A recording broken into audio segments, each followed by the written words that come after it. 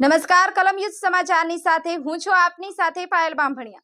તો જોઈએ આજના મહત્વના સમાચારમાં। વાઘોડિયામાંથી ભારતીય બનાવટનો વિદેશી દારૂનો જથ્થો ઝડપાયો।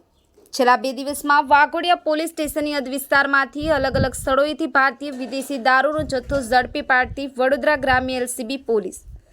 મળતી માહિતી મુજબ વાઘોડિયા પોલીસ વાઘોડિયાના તવરા ગામ પાસેના રોડ પર વાહન ચેકિંગ દરમિયાન સ્વિફ્ટ કારમાં હેરાફેરી કરતા દારૂના જથ્થા સાથે વડોદરા ગ્રામ્ય એલસીબી પોલીસે 2 આરોપીઓને ભારતીય બનાવટનો વિદેશી દારૂના જથ્થા સાથે ઝડપી પાડ્યા હતા।